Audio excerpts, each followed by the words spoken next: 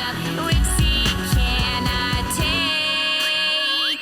It's Friday, Friday. Gotta get down on Friday. Everybody's looking forward to the week. Happy Friday. Actually, I think this episode is going to be posted on Monday. Fuck. Anyways, but welcome to the KYP podcast. My name is Dany. Your boy James. Kevin G. We are currently Friday, as the song and what I just said, drinking, enjoying a good night. And also we have a special guest. Teddy is annoying as fuck. Whichever you'd like to say, whatever you'd like to say. He's chewing on my plushies right now, but unfortunately we won't have a Teddy cam, but if we do, we'll just zoom in onto Teddy doing some stuff. Yeah, he's a bit annoying right now. He wants all the plushies. Yeah, I don't know why. He's ADHD, as you were saying. Yeah, ADHD. He's just like humans, man. Yeah. They just want what they can't have. It's a kid, you know? So that's why I brought him here. We got to babysit him. It's okay. We're just drinking here, right? What kind of breed is it? Shorky. He's a Shih Tzu and a Yorkie. Yeah, he's all kinds of colors. He got a bit of brown, gold, white, silver. He used to be black, right? Yeah, he used to be a black dude, and then he decided to Michael Jackson it, and then... Wait. What are you talking about? No, he used to be black. I swear to God. He used to be black? He used to be black. Like it just naturally grew into this all color? Black, yeah. Now he's Michael Jackson. Like, like literally. here you see a little bit of it? Yeah, you see sort of like the gray hair. It used to be black, man, but we keep cutting it, so now it's become... So do you think the black is going to come back? I don't think so. Once you go black, you never come back, bro. But apparently you can. No, because my dog went from completely black with a white paw to like brown. Wow, yeah. I never Yeah, knew that's that. what he's becoming right now. Yeah. Because I know like humans, like people who are blonde, they tend to be blonde when they're younger, and then when they get older, that makes sense. It becomes brown, right? I've never heard of black to white. I know it's a different thing. Oh man. But anyways, Is that your first dog? he's my second. I had a German Shepherd called Lucky. Lucky. She lived a good 14 years, and then she pieced a couple 14 years. That's a long time. Yeah. Yeah. We had to put her down. She was getting sick and all. My last dog lived to 11 years. 10 years, maybe. I think just over 10 years. You guys have to put her down? No. Or him? Sorry. No. Yeah, he passed away like natural causes. Peacefully? Peacefully, yeah. Nice. We were all around. Yeah. Wow. Yeah. Wait, at the hospital or like? In our kitchen. Like it just started to happen. Like in you just front of knew? us. Yeah. Like he was on his Of last course, you legs just for know. weeks. Yeah. He had a good dinner and everything. Oh. Yeah. Yeah. It was tough. It's the first time I saw something like die in front of me. Yeah. Yeah. But yeah. Wow. We're on our family's on our second dog now too, Leia. Yeah. Leo and Leia? Leia, yeah. Nice. Yeah. I I think you had a dog as well, right? Yeah, I had a Schnauzer Yorkie, a fat Schnauzer Yorkie. It was like 24 pounds. Yeah. A fat one. Yeah, the doctor just said he was big boned. But yeah, he passed away in, I think, November, right after my sister had her kid. Maya? Yeah, Maya. Oh, that's very recent. Yeah, like my dog actually caught diabetes, if I remember well. Yeah. And we had to put him down. And by we, I meant my dad and I. Oh, wow. So Like this was not at a hospital. no, like we went to a hospital, but my dad asked the lady if he could inject it himself. So it was like a 2-phase. The first one was injecting and something to paralyze him to make sure that he goes to sleep. And then the other one was the medication to make his heart stop. Yeah, that's what they So- did to Lucky. Yeah, so Yeah. my dad did the one to put him to sleep, and I pressed the one to make his heart stop. Yeah. Yeah. Yeah. My sister was like crying. Yeah. Yo, but that's when I started believing in Buddhism, like yeah, you know, tarot thinking of passed away. reincarnation and stuff. reincarnation. Yeah, that's I just that's believe beautiful. that somewhere you know, he's just in a better place right now. I don't believe really in reincarnation. I guess a part of me just believes that there's like heaven and hell Yeah, somewhere. for sure. Same. Well, you know, I just wanted to say rest in peace to Lucky. This is bad Leo. luck.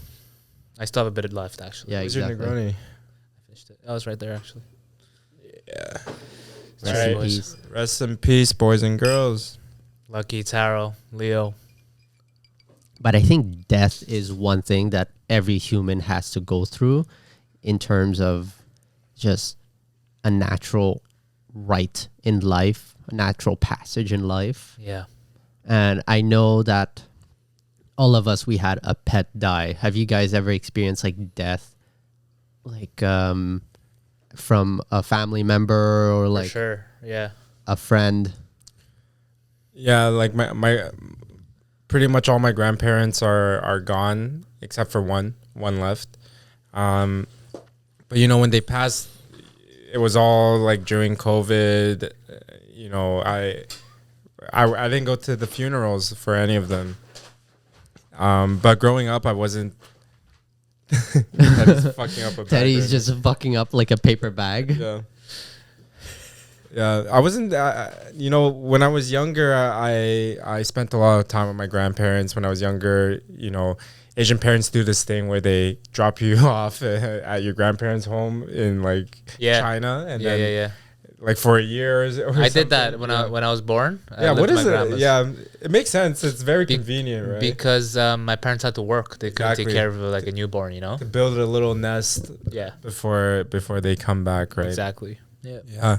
So yeah, you know, but then after I started growing up and we moved here permanently, I didn't have that much contact with my grandparents. So like I obviously love them and I feel close to them, but those deaths, you know, I feel like it didn't kind of affect me as much as it did my parents, of course, you know, but yeah, that's been my experience with death. And seeing Leo pass in front of me was the first time I saw anything, you know, I've been that close to death. Everything else was kind of like news from home, right? From your home country. Like you get a call and stuff. So I don't really know how to. I mean, I think you're fortunate because I think death, losing a family member is one of the worst things that you can like experience. My grandpa was sick. I think he had a lung issue and he couldn't breathe. So at some point, you know, he just passed away. And then we had the funeral. Well, he died on his deathbed, and then we had the funeral, and then we had another funeral because it was winter time around the time, so they couldn't dig the grave. It was frozen, so we had to wait another month to actually bury him. So that was tough because you're looking at, and it's just like you're looking at your family members, and my cousins, my uncles, my aunts, and everyone's crying. You know, my dad, my mom, they're crying. Obviously, it's just like things you don't ever see like day to day. You know, like I've never seen my family cry at all. Yeah. And you know, people breaking down, like, you know, my uncle breaking down. So many you feel the regret and things that they wish they could have done better. You know, like death makes you realize certain things, right? So, and even for myself, you know, self-reflecting, like I wasn't there when he died, and the one thing I regretted was not going to the hospital sooner, because my parents told me that, you know, he wasn't doing well, and then I was like, okay, I'm gonna go see him on Friday, and then he passed away on the Wednesday or something, or Thursday. Yeah. That's tough. Yeah, no, Thursday actually. I was gonna see him the next day, and then he passed away, so I didn't really see him. But what was trauma? Like I still remember it, like because you see after they do the autopsy, and well, not the autopsy, but like, you know, after they do something, you see his body in the cask, right? That's just a weird thing. Yeah. To see your grandpa there. Fuck, man, it was sad. Of course, And yeah. then, you know, it was 200 people came for his funeral, you know, and it was just hard the whole day here in the funeral house. And Yeah, and then when Like, what were some of, how did you process that? Were you younger, or was this no, recent? this was 3, 4 before COVID, so maybe like 4 years ago, Okay. a year before COVID. Yeah, still pretty recent. Yeah, it was. Yeah, I wouldn't wish anybody. Yeah. Death is a natural process, and it's a natural order, but it's hard. Do you guys have any thoughts on what happens after? I mean, Jay's the most religious out of us. I think he can start with that. Yeah, I mean, for me, well, I hope. It's also scary too, because if you don't live a good life, then it's scary. If you do live a good life, I hope that I hope that this is not just the end. I feel like Earth is beautiful. I feel like we could really live a beautiful life here. There's so much beauty in the world and different countries, and I hope that outer space, like the universe, is so vast, so beautiful. There must be something, to be able to see that once you die. And I do hear stories where there's still spirits in the world that haven't moved on from the other world, I guess. And in a Christian point of view, I feel like if you do live a good life and you have faith, then you could go to heaven. I don't know what, but I just can't. I don't believe it's like gates of heaven and like it's a castle. Maybe maybe it's a society, but like how is it different than from what than we're doing Earth? here, yeah. Yeah, how can everybody be good in heaven, right? Like it's too material for us to even comprehend what heaven could actually be like. And maybe it's an idea that they planted, like the religious powers that they used to decide politics and everything. Maybe it's an idea to control the masses, right? So you don't even know if it's like this heaven society or whatever.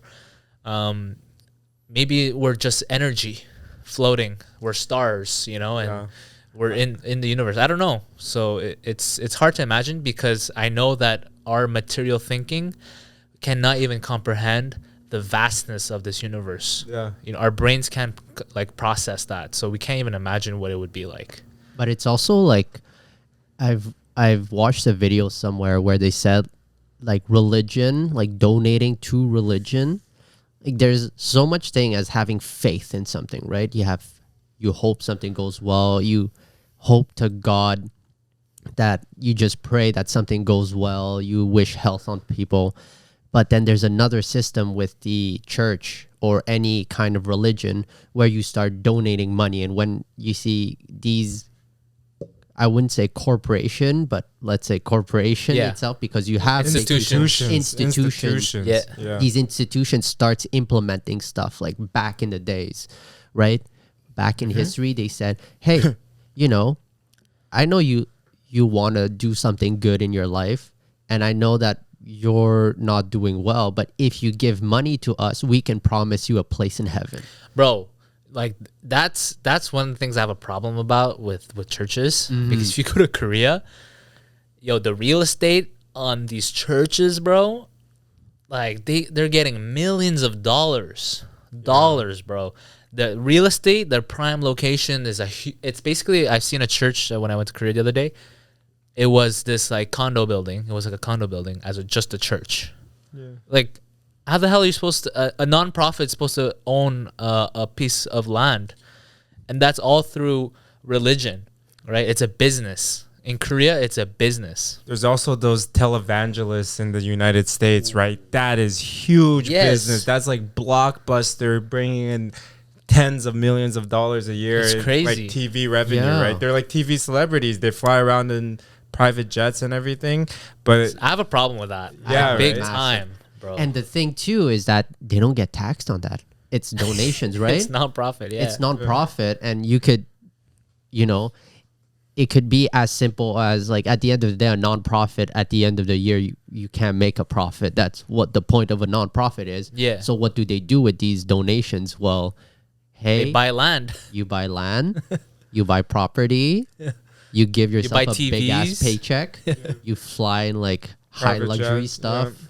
Like you just spend that money and it became like just the monetization of religion Yeah. Yeah. is so like I find it's almost evil to a point where, it's like the difference is that, if you monetize something like an iPhone, right? There's competition.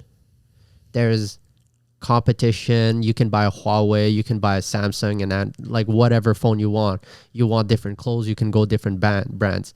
But the thing about religion is that you're targeting people that hit rock bottom and discovered that there was a fucking basement. Like And so you're desperation. targeting Yeah. these people and saying like everything in your life has gone to shit. Nobody loves you, but we are here for We're you. here for you. But in exchange, we'd love to have money.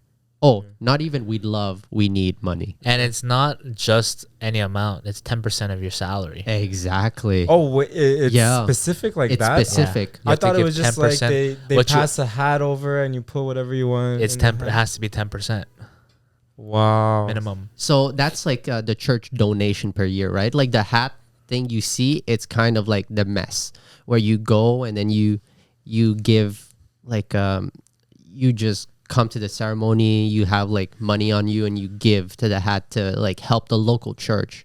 But when you talk about the grand scheme of like Christianity and talking about these big things, and if you truly believe in like Buddhism and stuff like that, these institutions ask you 10% or more of your salary to promise you a place in heaven or whichever. You got to pay to play. You gotta pay to play. So I guess that's like, We're in a simulation. yeah. Literally.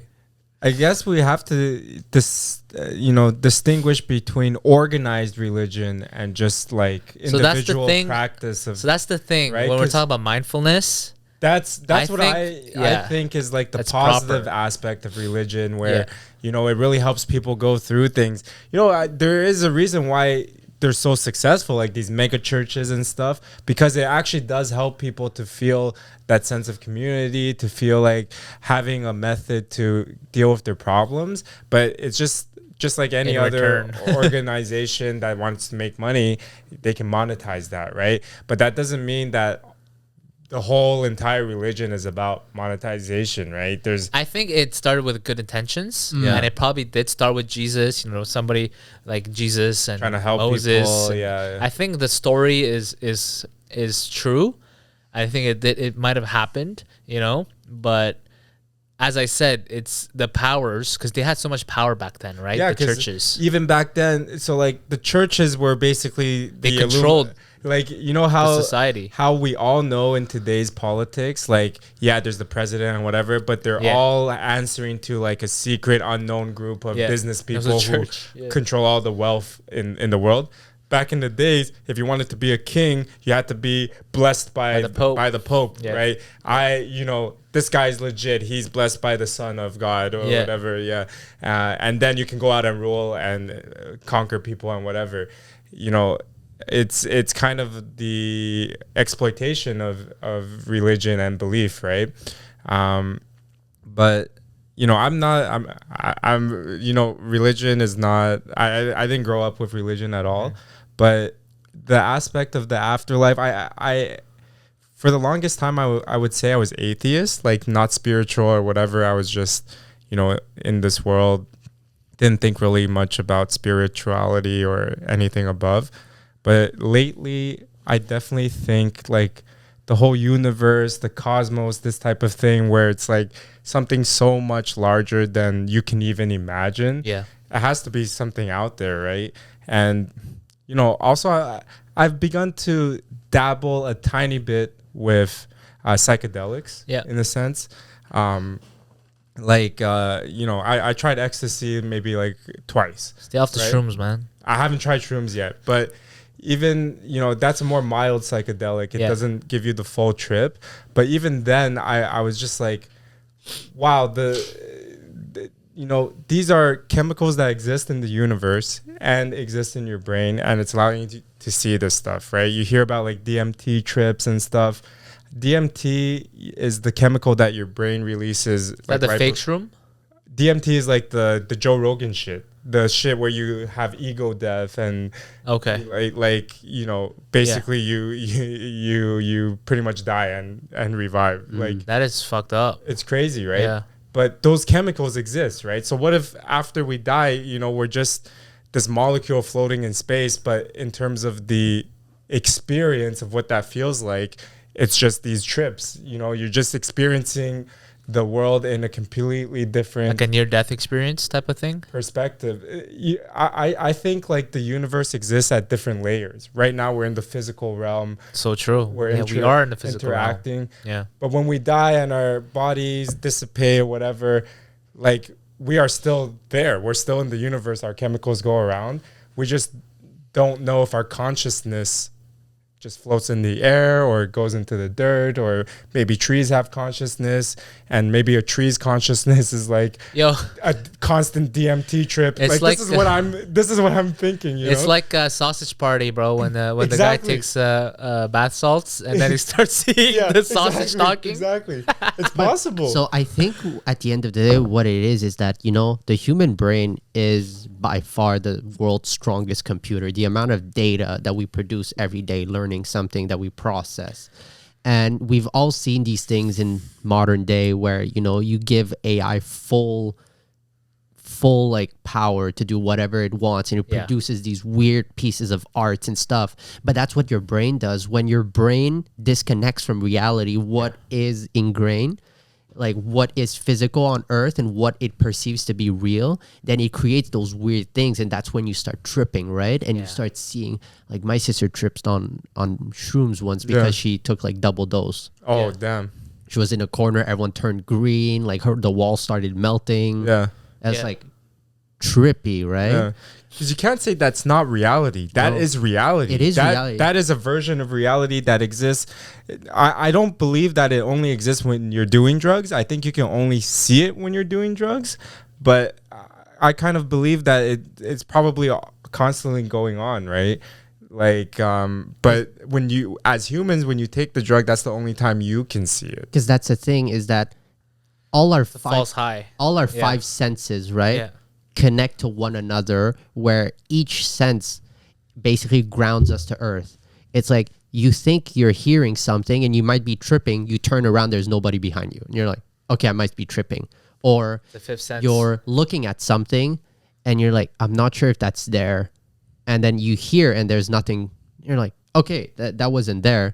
But somewhere down the line, one of these senses has to be unhinged enough that all the other senses kick in and makes it so that not only that you bad trip, but you bad trip through your vision, your hearing, your touch, and your taste. And what's the fifth sense? Did you say Smell. touch? And smell. Like everything has to be so unhinged that all your senses work together and turn that alternate reality into that alternate reality, or that warped perception of reality into reality. And Yeah. that's where you bad trip really hard. Yeah. Yeah, I had a bad trip when I smoked weed once, Yeah, I have that all the time. and this was my first bad trip, and so I smoked way too much weed after school in high school, and I think the mix with weed and the heat, because it was a hot summer day, so I was in the bus and it was fucking hot. You know how the Montreal bus is like. Are you talking about the bus to Nuns Island? No, to NDG to Vendôme Metro. That bus is fucking long with the 105, and you know I'm just there in the bus, and it's fucking hot, and I'm fucking tripping, and then I'm getting all white, you know, I'm like a ghost, and then you know, finally we fucking arrive, and you know how time feels slower when you're high. It's taken forever for me. I go into the metro, and then I'm actually tripping this time, and I'm like, bro, guys, I see something red there. I see the fucking devil. I'm seeing the devil. I see a devil shape, bro. Like, I just couldn't get out of my vision, you know. And I was very spiritual that time, and that's why I stopped going to church, because it started scaring me. I'm like, yo, these bad spirits are everywhere, you know. Like, you sort of you're very conscious if you believe in God, and you also believe in that there's Satan, you know, there's devil. So you're just conscious of the evil spirits all around you. and it was just tripping me out. And then once you're smoking weed too, it just like it heightens the Interesting, yeah. schizophrenia. Like oh fuck, like there's a fucking devil, you know. And that's when I stopped smoking weed too. Yeah. I remember when I got so fucking high once with friends. We were 7 people in an alleyway, and we're passing around 2 blunts. Yeah. That was You don't pre-COVID, by the smoke way. weed much though. No, that's why. That's Wait. why. Yeah. You smoking a blunt or a joint?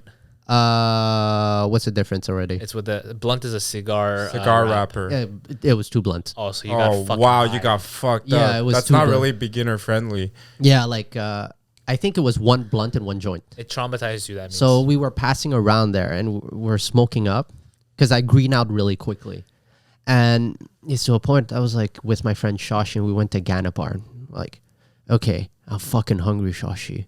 I start like devouring my udon, and then I'm sitting right underneath a lamp, and it's like really hot.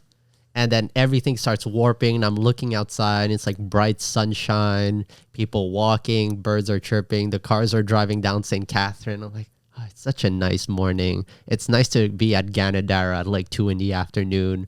And then I went, wait, what the fuck? We're like 9 at night. And then it snaps back to reality, and it's all dark outside. There's no car. damn. I'm like, Oh, what? That is trippy. I'm like, wait, what?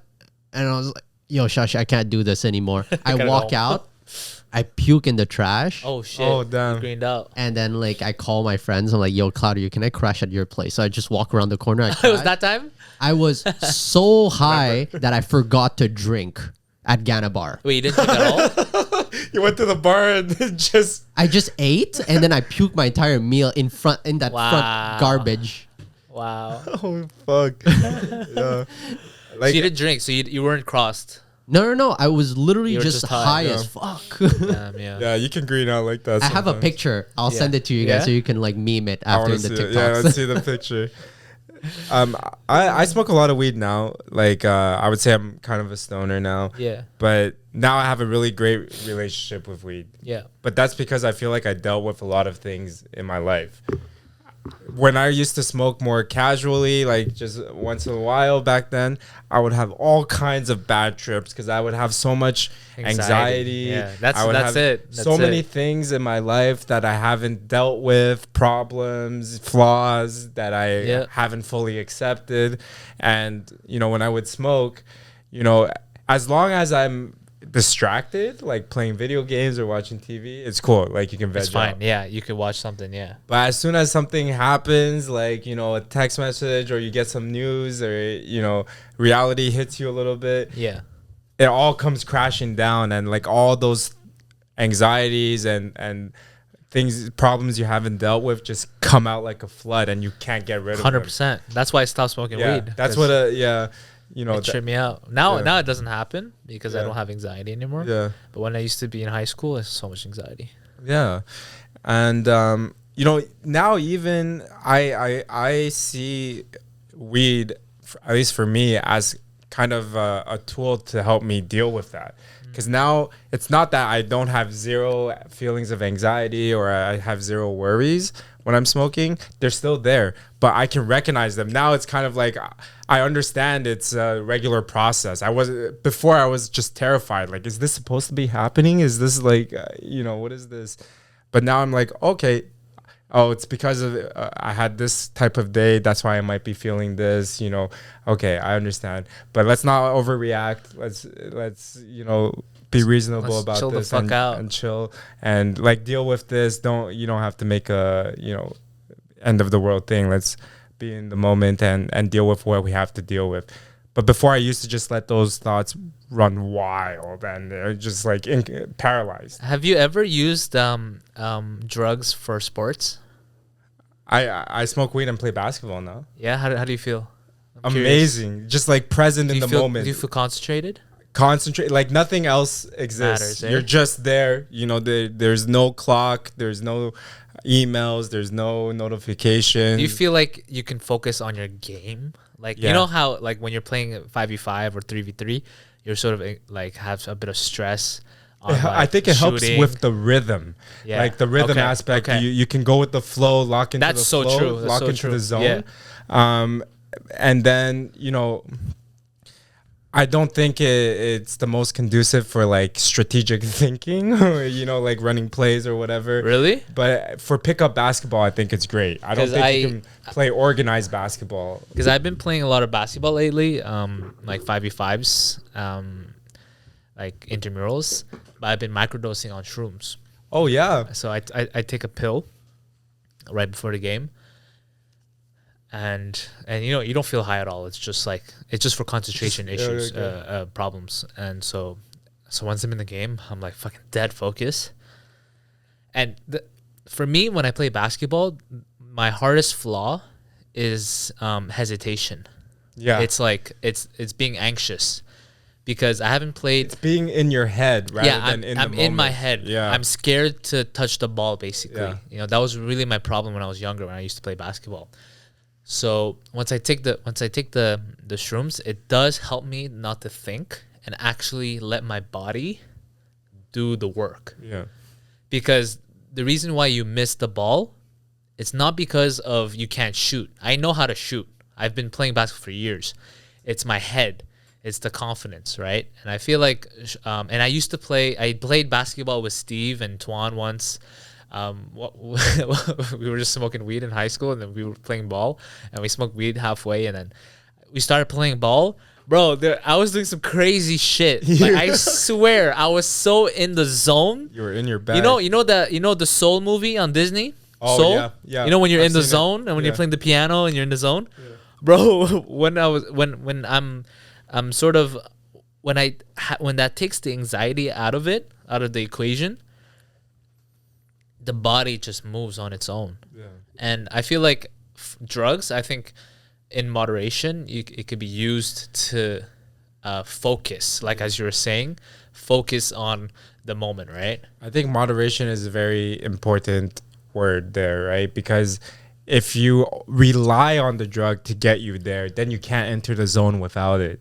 No. That's the problem. You get used right? to it. Your body gets used to it, right? That's the only way you can get into the zone then, Yeah. you know, and that's a problem when you're dependent on anything, right? Yeah. But I wanted to ask you, James, so you said you microdose shrooms. Have you ever had a proper trip? Because I haven't never. tried it yet, but Never. it's becoming more and more interesting to me. But I think you have to be ready for it. I think so. What I've heard from our boys is that you need to be with someone experienced that has done it before, because it is like, you know, smoking too much weed, you could trip out. It's more what I've heard. Like it can be way more overwhelming, Yeah, right? way more than that. Yeah. Yeah.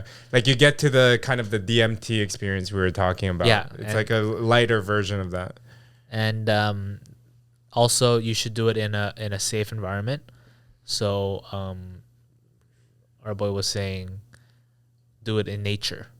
Go to a park, go to a forest, walk around, enjoy the wind, the leaves. See, I've always wanted to do shroom and run butt ass naked in a forest.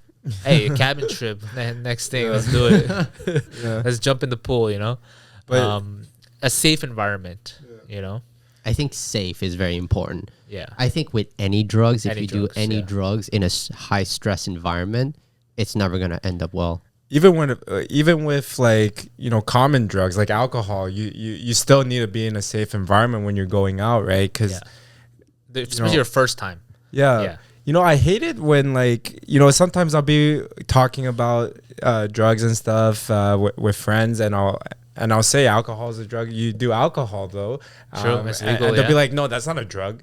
Shit, It's it is a absolutely fucking a drug. Yeah. You know what I mean? Like, it's one of the most potent drugs. It's just that because it's so socially acceptable, we don't see it as that. We just see it as something normal, like orange juice or I something. think alcohol and tobacco are like two very common drugs that people don't consider drugs. Yeah. But This it's is my like, favorite drug. Everybody thinks you have to go for it to be a Yo, drug. it doesn't mean like- that it's legal and you can buy it at the fucking it's depanneur. not a drug anymore. Like, that's so dumb. Like, what are they talking Fucking about? 7-Up is a fucking drug. yeah. Sugar, You know, doesn't coffee. mean that FDA approved it, that it's a drug. It's just a fucking moneymaker. Yeah. yeah, exactly. Yeah. I mean, like I've never taken really shrooms or stuff. I think the only hard drug I've ever taken was coke. Yeah. How did that feel? It sucks. Because don't I like feel Not like great. certain Yeah. people or certain personalities are more compatible with other certain drugs. You know, like there's the stoner type, there's the coke type, there's the heavy drinker.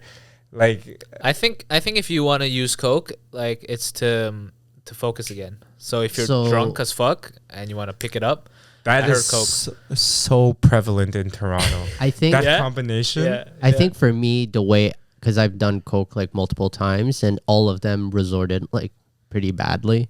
Not like bad where it's just like, like a bad trip or like I no, you get a can't trip on nosebleed. coke. Yeah. But it's just I wake up, I feel like shit when I take coke, because the thing that I figured out with coke is that it's an amplifier.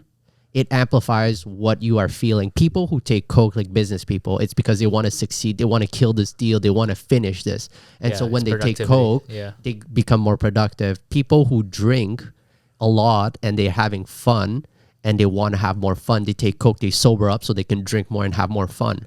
But I've taken coke right after my breakup with my ex. And then like I was sitting there and then my friend was like, Danny, are you okay?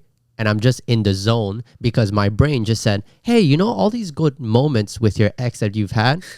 Here's a fucking slideshow of it. And I'm like on the balcony. Fucking sucks, man. And then I'm like tearing up with a bottle of Heineken in my hand. Is that Claudia's house? No, it was Tori's. Tori's, okay. We're talking about Coca-Cola, right? Coca-Cola, of course. And we're also For the kids, we're talking about Coca-Cola. We're also talking about enoki mushrooms, shiitake mushrooms, The things you put in hot cerulli pot. mushrooms. Nothing out of the ordinary here. No, but yeah, that's coke it just amplifies what you're feeling, and that's what I figured. And that's why like I don't like using that's hard so drugs. true, bro. Yeah. But I think that's not just coke. That's most drugs, right? It depends which one, because alcohol removes your inhibition, like your inhibitors. It's the opposite. But don't you It's feel like antidepressant. sometimes, when you're sad and you're going out and drink, you're just in a very like sad in your feels vibes. When what do you think about that? No, it's because you're not because a lot of people, what it does is, you're so focused on something. And when you take alcohol, you kind of loosen up and you focus on other things that are less important. It's like instead of looking at one piece of the pie, you're looking at the entire pie. You're just like, oh, I'm with my friends, I'm Yeah, chilling, I but I'm think- still sad. I think alcohol makes me more less anxious. Yeah, because you're less focused on what you're anxious about. Yeah, and I'm you're always just in my head. So yeah, definitely Okay, but alcohol helps. it all depends on what degree of Yes. drunk you are. Exactly. Because the experience from different degrees is completely different, right? There's a It's so point true. where Yeah.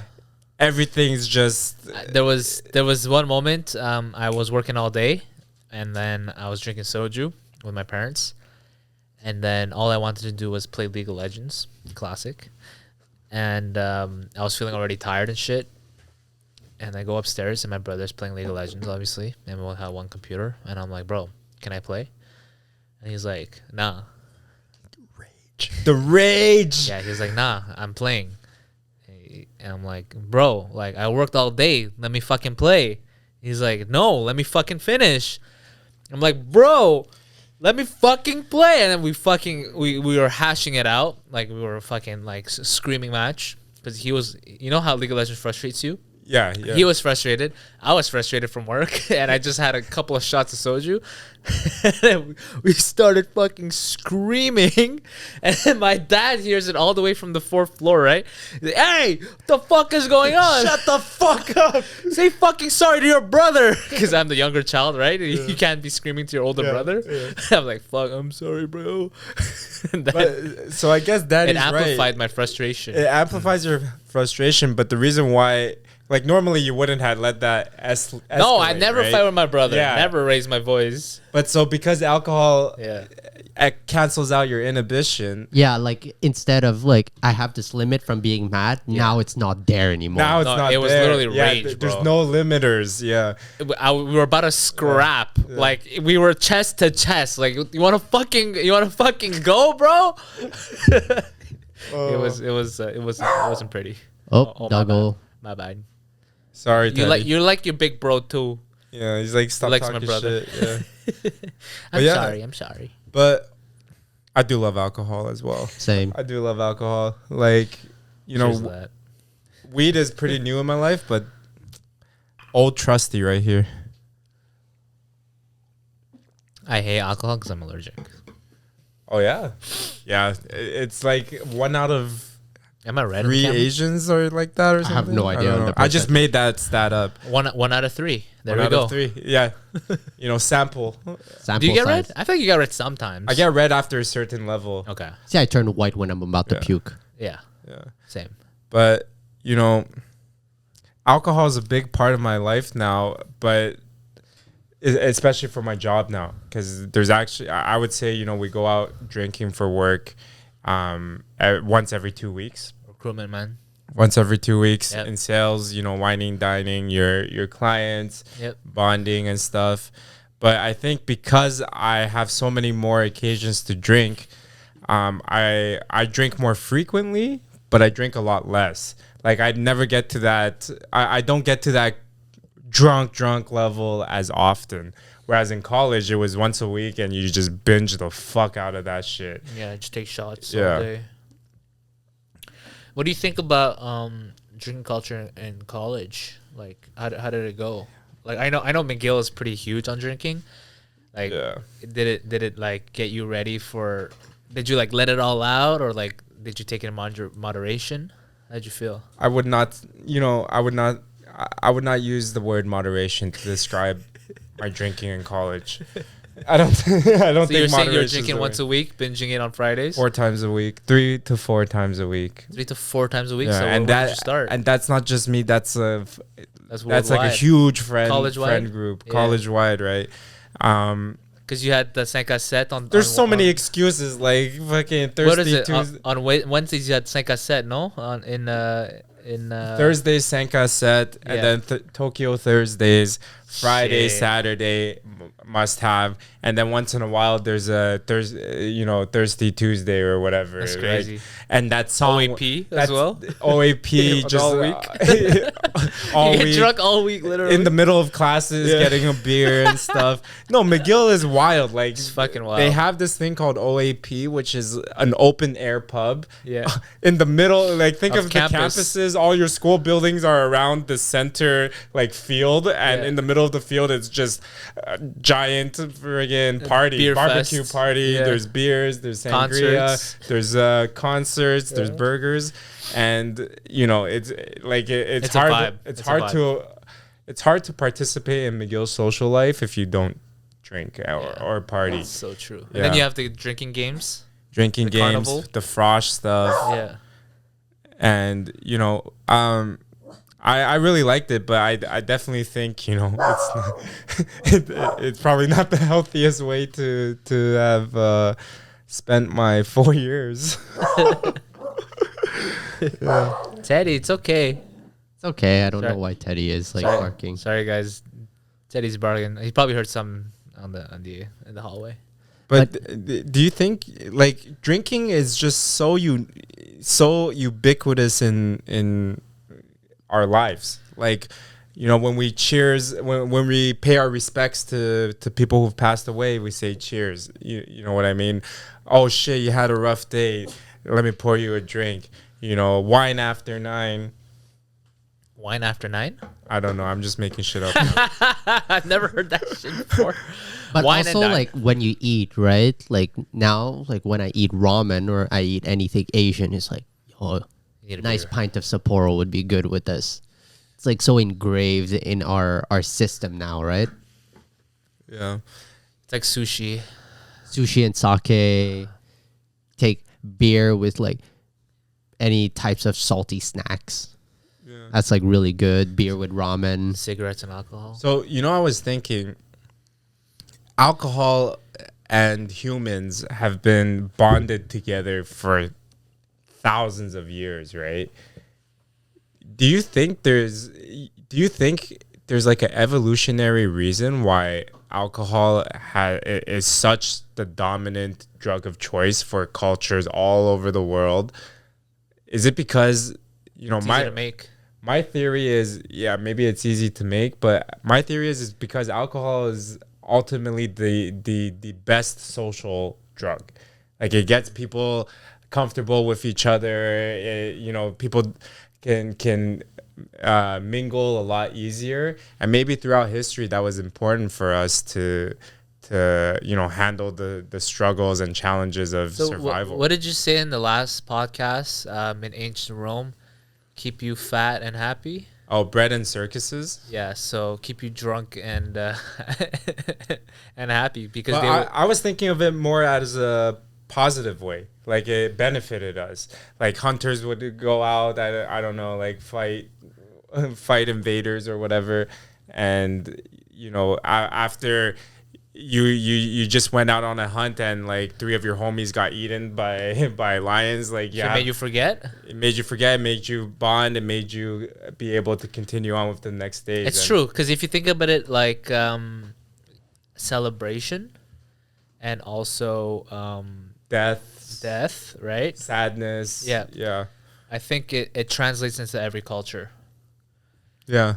It's the ups and downs in life, right? And alcohol helps you, number one, bond as a group, and then also get over really fucked up shit that's happened, right? Numbs the suffering of life. I think alcohol and tobacco are just very popular because of the industry, how to mass produce it. And while tobacco was very popular because of the all of the ads back in like the 50s, the 40s, the 50s. Marlboro Man. Yeah. So I think alcohol and cigarettes are legal because it doesn't. So what we were talking about earlier, it doesn't allow you to touch the next level of this realm, a spiritual realm. Alcohol and cigarettes inhibit from you to touch that spiritual realm. This is why drugs are illegal, because they don't want you to be connecting with a higher level. Because then you're gonna think like, why the fuck are we following your rules? Like the rulers of society. Why are we following you guys? Yeah, because cigarettes doesn't allow you to trip out. You don't trip out with alcohol. It actually makes you fall asleep. You don't question the system. It grounds you into this physical realm. But also keep in mind, like, big pharma also controls a lot of all these things, right? What does, let's say, if you take shrooms, what are the benefits of shroom? Is just for you to disconnect and be in another realm. Yeah. There's no physical help to that. Yeah. And that's why the big pharma controls opioids.